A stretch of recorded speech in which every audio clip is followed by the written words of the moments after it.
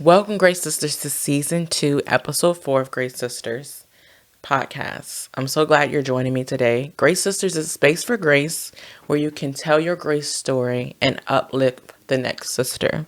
I was thinking about Episode 3 where we had Brianna Galloway on, and she was talking about her experience of loss and grief, and it just got me contemplating about my own experiences.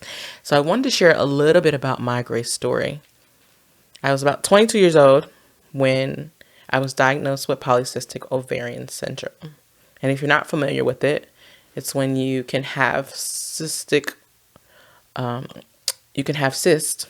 on your ovaries, which cause hormonal disruption. So it's essentially our hormonal disorder. I was doing research, and it was saying that there is no cure, although there are treatments to help you manage. There are symptoms such as depression, anxiety.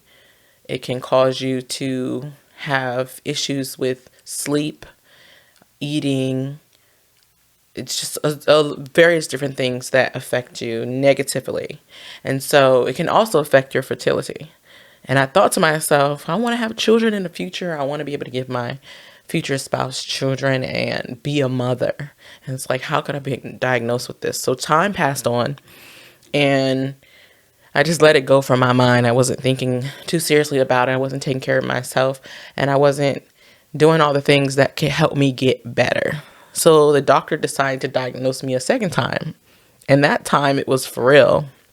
About 2 years after that, I really started to see the effects of PCOS. And so I started to take vitamins and eat better. And essentially I got pregnant, and I was so excited. That ended in a loss, miscarriage. And I remember it was on Mother's Day and my mom's birthday. So it was a sad day for me, but I specifically remember feeling bad for having a miscarriage on my mother's birthday. Although it wasn't about her, I was the type of person to be like people pleaser in a way. And so I was not concerned about myself. I was concerned about it being a day that would be remembered not only as her birthday, but as a day I miscarried. But I thank God that I was able to see the beauty in my ability to get pregnant, and that it was a blessing. So fast forward to 2023, I was able to conceive my son, and he is such a blessing. I was in disbelief when I got pregnant with him because it took so long for me to conceive. But I just wanted to encourage someone who's dealing with any type of diagnosis or any type of news from the doctor that has you feeling that it's a devastating outlook. You have to know that despite your situation, despite your current circumstances, on the other end of that is victory. On the other end of that, you can still have the peace of God, and He will provide, He will heal, He will come through for you. And I remember being so upset with God because I was thinking, my heart's desire. I want to be a mother. How could this happen? How could you let this happen? But in reality, He was teaching me patience. He was teaching me how to extend and stretch my faith and believe in Him and know that the one who created me has a bigger plan than I can imagine. So it's all about trusting the timing of God. If you're waiting for something in this season, if you're waiting for things to change and to shift in your life, you have to have a positive outlook, no matter how you feel and no matter how your current situation is or what you're feeling right now. Know that it won't always be this way. The storm is passing. You are going through. You are in it right now, but you are going through and you will overcome. So I just want someone to be encouraged in that. And even if you don't understand what is going on right now, it's not just for you. Your storm, your challenges, your trial in life right now is for someone else who can come out and know that they can overcome their challenges and where they are. So when you have the opportunity to share with someone else, when you have the opportunity to encourage someone else, even in your storm, you can inspire someone else and you can uplift someone else. So with that being said, I'm so grateful for God just teaching me patience.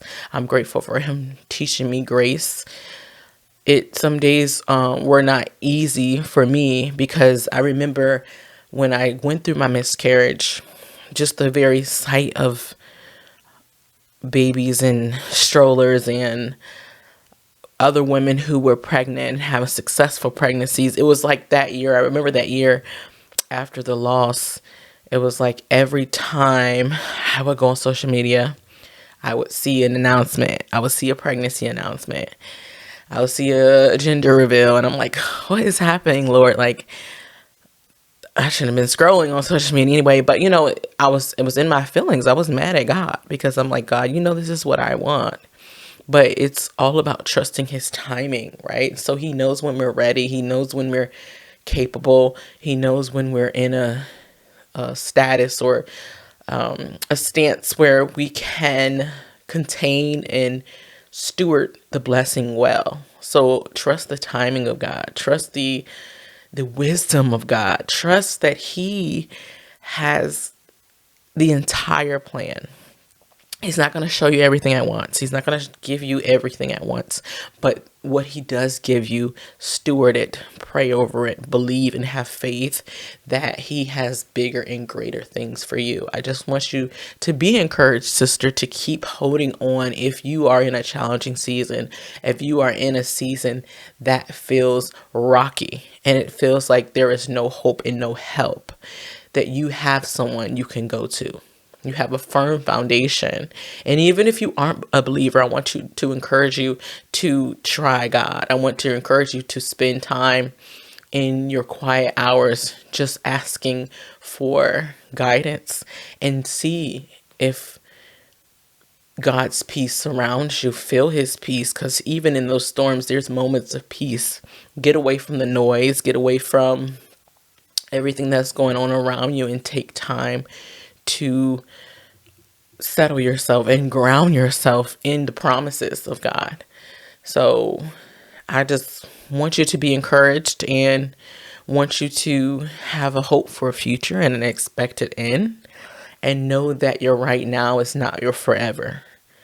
Whatever you're going through, if you watch this video, know that you're meant to see it and you're meant to take time out for yourself and to connect with God and to focus on what is good, focus on what is lovely and what is true and what he says about you, because he knows greater than you. His plans are greater than ours. His thoughts are greater than ours. So it may not make sense right now, whatever you're challenged with, whatever you're facing, whether it's a diagnosis or whether it's financial stress or whether it's just feeling the weight of the world. Understand that there is greater power. Understand that there's a greater authority who is in control of it all. And even going through that, I had depressive moments where I didn't want to get out of the bed. I didn't want to pray. I didn't want to read my word. But that is when you have to press the most. That is when you have to make the decision to say that I'm greater than these emotions. I'm greater than what I'm facing. God has created me for this. He has designed me for the purpose that he has on my life. And there is purpose in your pain. You know, you have to understand that it's bigger than you, it's greater than you, and take a bird's eye view of what you're going through or what your situation is. And know that you'll come out better on the other side. You'll come out stronger. Your faith will be stronger. Your mentally will be stronger, spiritually you'll be stronger. God is building you, because if God always came to our rescue when we wanted him to, we may not be as built and as spiritually tough and strong as we are today, because we went through these trials and these tribulations. So I want you to be encouraged. I want you to know that you're not alone in whatever you're going through. There's someone who's gone through it. There's someone who may be going through it at the same time as you, but know that God's going to bring you out of whatever it is. It's not forever. It's not going to always be your situation.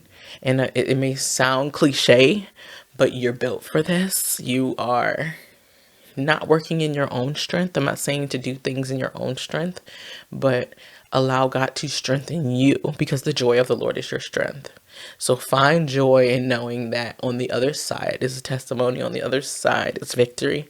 On the other side is going to be greater than you can imagine.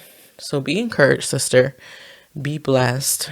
And I want you to glow in who you are and grow in who you're meant to be. And just one more thing. I wanted to pray for all of you sisters, or even men who are tuning in, who are waiting for something in this season. I want you to be encouraged. And if you just pray with me and receive this prayer.